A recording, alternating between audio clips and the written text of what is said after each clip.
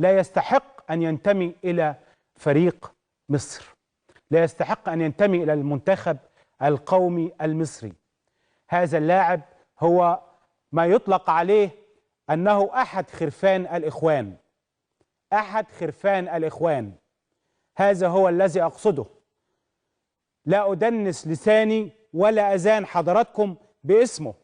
لا يستحق إلا أن تطلق عليه خروفا ضمن آلاف الخرفان الذين يرفعون هذه الشارة في الشوارع والميادين، شارة ما يطلقون عليها شارة الماسونية.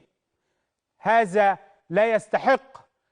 أرجو من النادي الأهلي ومن الكابتن حسن حمدي الذي أخاطبه الآن، وهناك لأول مرة في حياتي أرى جمهور الأهلي حزين. الأهلي يفوز اليوم ببطولة أفريقيا لأول مرة في التاريخ، نادي ياخد هذه البطولة 8 مرات. لا أحد فرح بسبب هذا الخروف، هذا الخروف الذي نكد على ملايين الأهلاوية الذين يشجعوا ويحبوا النادي الأهلي.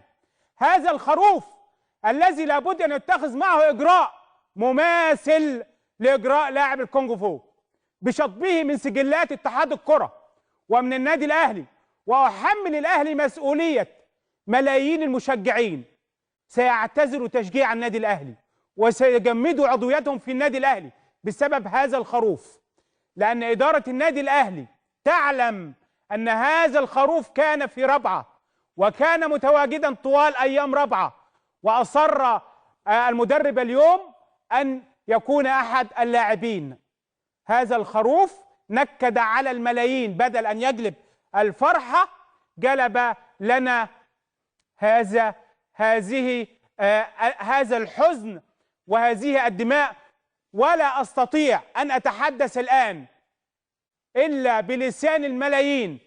إذا مجلس إدارة النادي الأهلي ووزير الرياضة لديهم الشجاعة أن يتخذوا، الأهلي ليس على رأس ريشة، وأنا سأجمد عضويتي في النادي الأهلي وسأجمد تشجيع للنادي الأهلي من اليوم، من الآن، ومن هذه اللحظة، إلى أن أرى مجلس إدارة يعيد للنادي كرامته، ويعيد لملايين من مشجعي النادي الأهلي كرامتهم، ويعيد لعشرات الملايين الذين نزلوا يوم 30 يونيو و3 يوليو و26 يوليو، وهينزلوا كمان يوم 19 نوفمبر ضد حكم الإخوان وهذا التنظيم الإرهابي.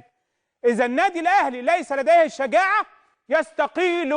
وأطالب الكابتن حسن حمدي ومجلس الإدارة اليوم وليس غدا أن يكون هناك كلاما واضحا ضد هذا الخروف، كلاما واضحا وقرارا لصالح مئات وعشرات عشرات الملايين من مشجعي الأهلي في مصر وخارج مصر، مصر وخارج مصر. أرجو أن أرى الليلة كلاما واضحا من إدارة النادي الأهلي.